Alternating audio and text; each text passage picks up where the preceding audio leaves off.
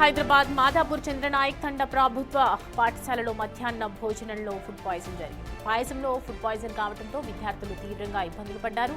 అస్వస్థకు గురైన 44 మంది విద్యార్థులను కొండాపూర్ ఏరియా హాస్పిటల్కు తరలించారు. 6 విద్యార్థుల పరిస్థితి ప్రస్తుతం విషమంగా ఉండటంతో మెరుగైన చికిత్స కోసం నానక్రామ్ గూడలోని రెయిన్బో హాస్పిటల్కి విద్యార్థులను తరలించారు.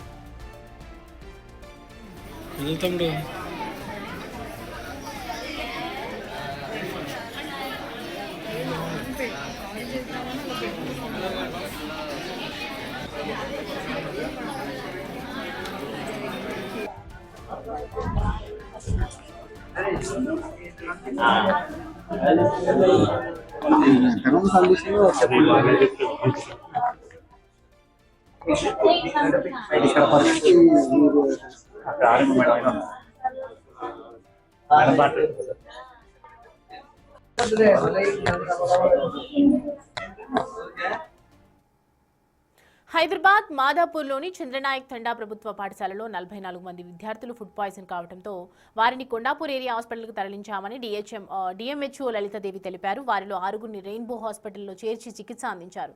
ప్రస్తుతం 36 మంది డిశ్చార్జ్ అయ్యారని డిఎంహెచ్ఓ లలితాదేవి చెప్పారు. ఫుడ్ శాంపిల్స్ ను ల్యాబ్నకు పంపిస్తామని తెలిపిన డిఎంహెచ్ఓ లలితాదేవితో మా ప్రతినిధి Sujatha face to face. Madhapur Chandranayak Thanda ప్రభుత్వ హాస్పిటల్లో మధ్యాహ్న భోజనం తర్వాత 43 మంది విద్యార్థులు కూడా వామిటింగ్స్ చేసుకున్నారు. ప్రస్తుతం డిఎంహెచ్ఓ ఇక్కడికి వచ్చి పర్యవేక్షిస్తున్నారు. విద్యార్థుల పరిస్థితి ఏ విధంగా ఉందో అడిగి తెలుసుకోవడంతో పాటు డాక్టర్స్ తో కూడా ఏం జరిగింది, ఎలా ఉంది సిచ్యువేషన్ అని చెప్పేసి మాట్లాడుతున్నారు. ప్రస్తుతం డిఎంహెచ్ఓ లలితాదేవి ఉన్నారు. మ్యామ్ చెప్పండి, ఎలా ఉంది? పిల్లలది మనము అబ్జర్వేషన్ 4 hours ఇక్కడ ఉన్నారు. అందరూ స్టేబుల్ అయ్యారు. అంటే మెయిన్గా చిన్నపిల్లలు వాళ్ళు 4th class 6th class 7th 8th వాళ్ళు ఉన్నారు. సో ఒకరిని చూసి ఒకరు ప్యానిక్ అయ్యారు వామిటింగ్స్ అయ్యేసరికి.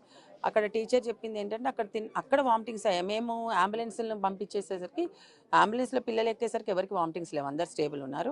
సో చిన్నపిల్లలు కదా, ఎందుకు అన్నెసెసరీ రిస్క్ తీసుకోవడము, 2-3 hours అబ్జర్వేషన్ పెట్టుకుందామని ఇక్కడ షిఫ్ట్ చేశాము.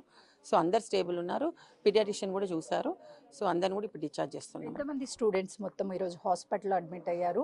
మరికొంతమంది ప్రైవేట్ హాస్పిటల్లో కూడా అంటున్నారు. ఎంతమంది ఉన్నారు, వాళ్ళ పరిస్థితి? మొత్తం మనకు 44 అండి. 38 ఇక్కడ ఉన్నారు. వీళ్ళు డిశ్చార్జ్ చేస్తున్నాము. 6 members ఉన్నారు. వాళ్ళని కూడా ఇప్పుడు డిశ్చార్జ్ చేస్తున్నాం. ఇప్పుడే చూసి వచ్చాను. వాళ్ళు కూడా స్టేబుల్ ఉన్నారు. అన్నెసెసరీ రిస్క్ ఎందుకు చిన్నపిల్లలని అబ్జర్వేషన్ పెట్టి పంపిస్తున్నాము. మార్నింగ్ బ్రేక్ఫాస్ట్ బోండా పెట్టారు, ఆయిల్ ఎక్కువగా ఉంది, రోజు వచ్చేటువంటి ఫుడ్ లాగా లేదు అని చెప్తున్నారు పిల్లలు. ఎక్కడి నుంచి ఫుడ్ తెప్పిస్తున్నారు?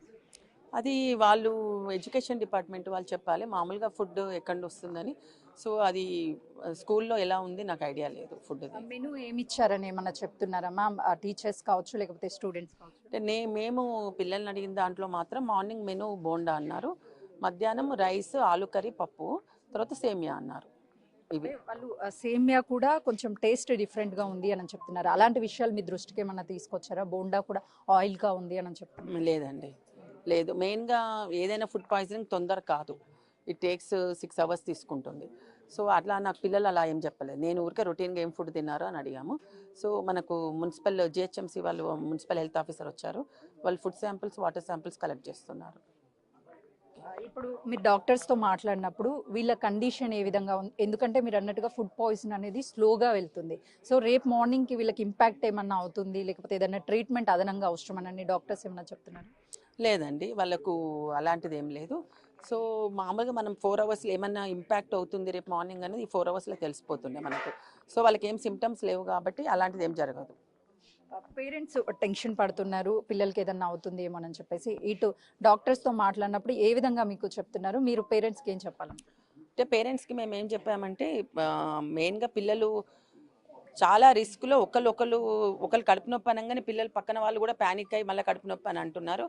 సో మనం ఈ పిల్లలు ఎవరెవరు ఎక్కడ ఉన్నారో, మనకు పిఎస్సి ఉంది, మన పరిధిలో సబ్ సెంటర్ కూడా ఉంది, ఆశా వర్కర్స్ ఉన్నారు.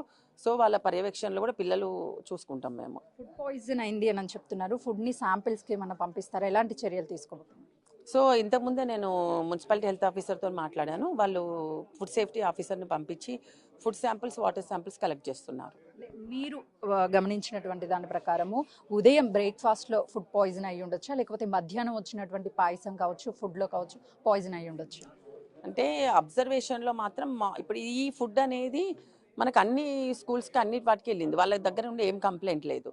సో ఇది అది దీంతోనని మనం చెప్పలేము. So might be contributory factors ఉంటాయి, ఫుడ్ ఉంటుంది, వాటర్ ఉంటుంది, వాళ్ళ హైజీన్ కండిషన్ ఉంటుంది. మనం ఇది అనేది గ్యారంటీగా చెప్పలేము. ఈ రోజు ఇంకొక ఏరియాలో కూడా స్కూల్ నుంచి ఫుడ్ పాయిజన్ అయింది అని చెప్పేసి వార్తలు వచ్చాయి. అక్కడ కూడా స్టూడెంట్స్ ఫుడ్ వల్ల ఇంపాక్ట్ అయ్యారు అని చెప్పారు. అదేమన్నా మీకు తెలుసు? లేదండి, ఐడియా లేదు. దాని గురించి మాకు సమాచారం ఏం లేదు. ఈరోజు ఇక్కడ కొండాపూర్ ఏరియా హాస్పిటల్లో చంద్రనాయక్ ప్రభుత్వ స్కూల్ నుంచి 44 మంది ఇక్కడికి వచ్చారు. 38 మంది ట్రీట్మెంట్ ఉంటే మరో 6గురిని మాత్రము ప్రైవేట్ హాస్పిటల్కి తరలించాము. వాళ్ళని కూడా పర్యవేక్షించాము. వాళ్ళ హెల్త్ కండిషన్ ఇప్పుడు బాగుంది. ఇప్పుడు ఉన్నటువంటి పిల్లల్ని కూడా డిశ్చార్జ్ చేశారు. ఇద్దరు మాత్రమే కొంచెం ఫీవరిష్ ఉండడం వల్ల వాళ్ళిద్దరిని కూడా ఇక్కడే ఉంచి అబ్జర్వేషన్లో ఉంచాము. ఫుడ్ శాంపిల్స్ని కలెక్ట్ చేసి ఖచ్చితంగా పంపిస్తాము. ఏం జరిగింది, ఎలా ఫుడ్ పాయిజన్ జరిగింది అనేది కూడా తెలుస్తుంది. డాక్టర్స్తో మాట్లాడినప్పుడు వాళ్ళకి ఎలాంటి ఇబ్బందులు లేదని కూడా చెప్పారని డిఎంహెచ్ఓ చెప్తుంది. కెమెరామెన్ రాజుతో సుజాత, కొండాపూర్ ఏరియా హాస్పిటల్.